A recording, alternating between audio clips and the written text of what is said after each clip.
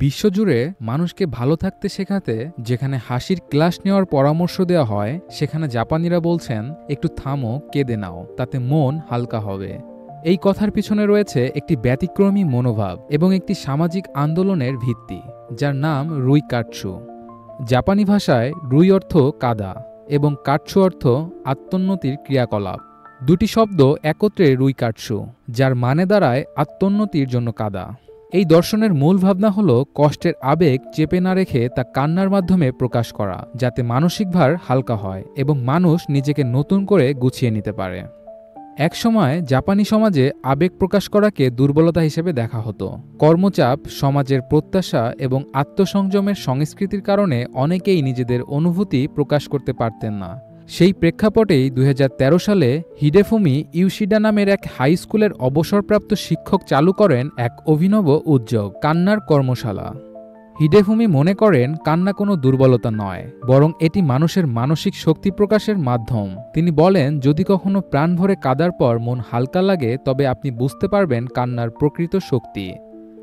এই বিশ্বাস থেকেই তিনি শুরু করেন কর্মশালা, যেখানে অংশগ্রহণকারীদের আবেগঘন সিনেমা, গল্প বা পুরনো স্মৃতিপত্রের মাধ্যমে আবেগে ভাসিয়ে কান্না উস্কে দেওয়া হয়। এই কর্মশালাগুলি সাধারণত আয়োজিত হয় শান্ত, স্নিগ্ধ পরিবেশে। নিভু নিভু আলোয় ঘরের মধ্যে হাতে রুমাল নিয়ে কিছু অচেনা অথচ সহানুভূতিশীল মানুষের সঙ্গে বসে কেউ কাঁদছেন নিজের কষ্টে, কেউ পুরনো কোনো স্মৃতি মনে করে। এখানেই মূল আকর্ষণ। কেউ কাউকে বিচার করছে না, করুণা করছে না, কেবল নিজেদের মতো করে আবেগকে প্রকাশ করছে। মনোবিজ্ঞানীরা বলছেন কান্না হচ্ছে শরীরের প্রাকৃতিক চাপ মুক্তির পদ্ধতি। আবেগঘন কান্নার সময় চোখের পানিতে নির্গত হয় কর্টিসল নামের স্ট্রেস হরমোন, যা শরীর থেকে বেরিয়ে গেলে মানসিক চাপ কমে যায়। ফলে কাদার পর মানুষ অনেকটাই হালকা বোধ করেন। জাপানের তোহো বিশ্ববিদ্যালয়ের এক গবেষণায় দেখা গেছে, নিয়মিত কান্না মানসিক উদ্বেগ কমায়, হৃদস্পন্দন স্বাভাবিক রাখে এবং ঘুমের গুণমান বৃদ্ধি করে। গবেষকরা বলছেন আবেগ চেপে না রেখে তা প্রকাশ করাই মানসিক স্বাস্থ্য রক্ষায় সবচেয়ে কার্যকর পন্থা। তবে প্রশ্ন থেকে যায়, বাড়িতে একা কাঁদলেও কি এই উপকার পাওয়া যায়?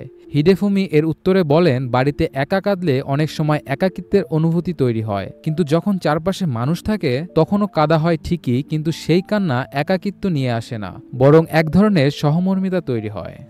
এই কারণেই রুইকাটসু আজ জাপানে এক ধরনের মানসিক নিরাময়ের সামাজিক আন্দোলনের রূপ নিয়েছে। নিয়মিত এই কর্মশালাগুলি হয়ে চলেছে টোকিও ও অন্যান্য শহরে। যারা মানসিক চাপে ভুগছেন, জীবনের ছেঁড়া তারগুলো আবার জোড়া লাগাতে চাইছেন, তারা স্বতঃস্ফূর্তভাবে এতে অংশ নিচ্ছেন। এই আন্দোলন আমাদের শেখায় আবেগ লুকিয়ে না রেখে তা প্রকাশ করাই মুক্তির পথ, এবং কান্না যে কাজটিকে এতকাল দুর্বলতার প্রতীক ভাবা হতো, সেটিই হতে পারে আত্মিক শক্তির উৎস।